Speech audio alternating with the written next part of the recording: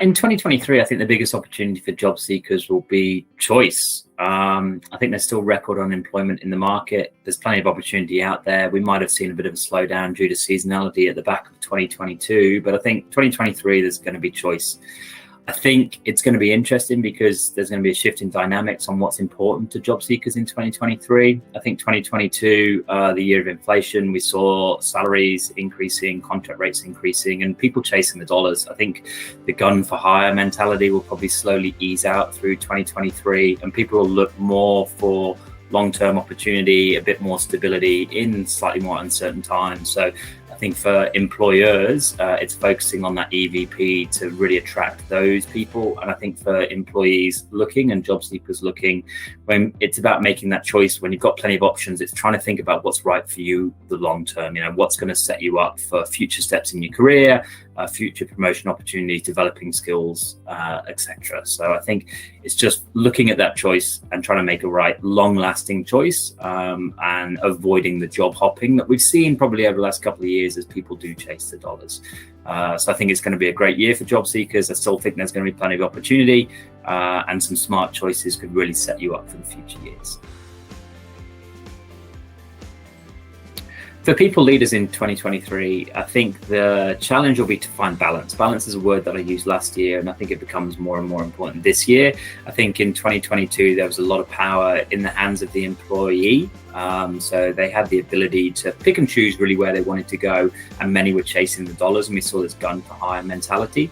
As we move into 2023, there's a little bit more uncertainty. I think inflation will start to come under control. I think there'll be a bit more cost consciousness from business. So that will mean the big salaries won't be out there necessarily. So the employers will get a little bit more power back in their hands. So then as a people leader, it's how do you get that right balance by what's best for the business and what's best for the employee? If you think about flexibility, if you think about hybrid working, does fully remote work for a business? It might work for the employee, but does it work for the employer? Maybe there's a bit more strength for the employer to start to work on those types of things and get a bit of balance. With a lot of new people coming into the workforce, with migration increasing, new people coming in, we need people in the office to be able to train and develop these new people.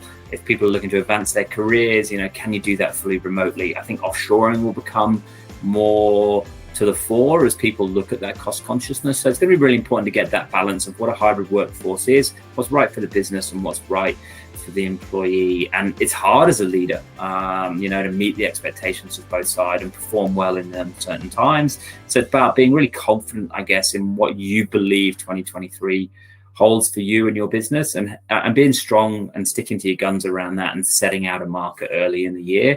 I think if you do that, even if you make a slightly wrong choice and adapt a little bit on the way through, I think as long as you're clear about that balance and what's right for both parties and do your best in that regard, I think then you'll overcome the challenges that we'll see in the next year, and that agility will be also really, really important. Randstad Technologies, as it says in the name, is focusing on the IT market and the technologies, employers and employees. It's going to be a really interesting year in 2023. I think at the forefront, you're always going to hear the talk about data, big data, and cybersecurity. I don't think that's going to go away. I think they're going to be hot demands areas in 2023. I think there's always going to be constant demand in there.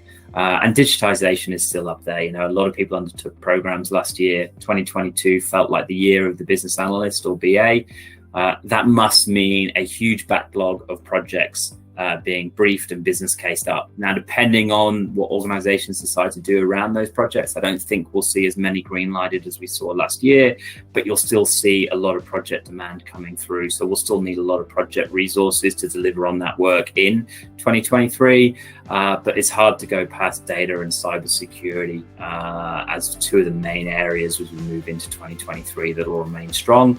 As people through 2023 look to close out their data transformation projects, and with all the kind of pressure we face around cybersecurity these days and the threats from hackers, I think that'll still remain at the forefront, even though it's a smaller area of the market.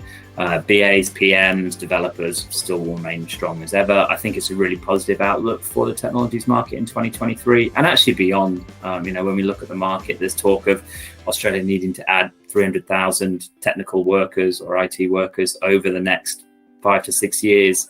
That will create demand in the local market. Yes, we'll see migration improve and talent come from overseas. Hopefully we'll see an element of graduates coming through, and there's a lot of talk of obviously cross-training people from business to IT as well. So there's lots of different ways that we can meet that demand, but I think it'll still be a really positive, strong market for technologies in Australia in 2023.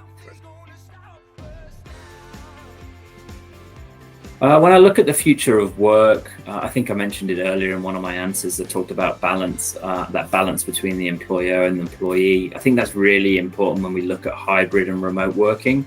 I think it's been a really interesting development over COVID, and a lot of people would have talked about the rise of hybrid and remote working. I think as I look forward, as the balance returns more to the employer and they get a little bit more power in the conversation, I do think there's going to be some challenges around that. I think hybrid and remote working work well when you have people already in your organization that are highly skilled, that can conduct their work from that remote location. I think as we see migration increase, people coming into the country, we look at graduates coming into the market. They talk a lot about people cross-training from business to IT. There's going to be a requirement to develop and train those people, and it's going to be very hard to do that in a remote setting. So, those people are going to need to come in the office, which means we're going to need people leaders in the office and people to train them. Well, that's also going to require the experts. So it's going to be interesting, I think, how that hybrid solution works out in the future. I think with the cost-conscious nature of businesses, probably in the next year or two, with the fact that top lines of organizations, the revenue lines aren't going to be growing, they're going to be looking at costs.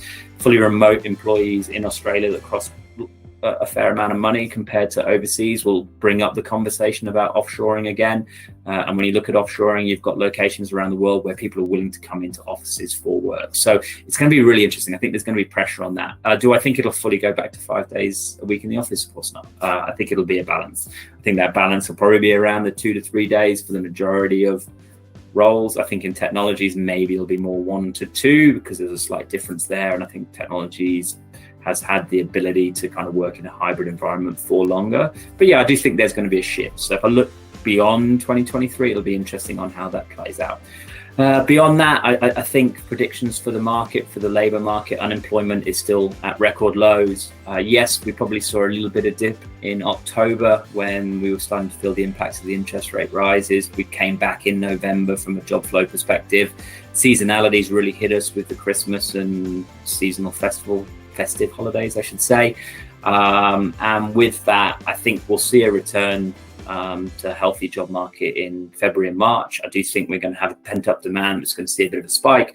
Maybe we'll slow down towards the middle of the year and then push on strong towards the back end of the year. So from an employment perspective, I still think it's positive.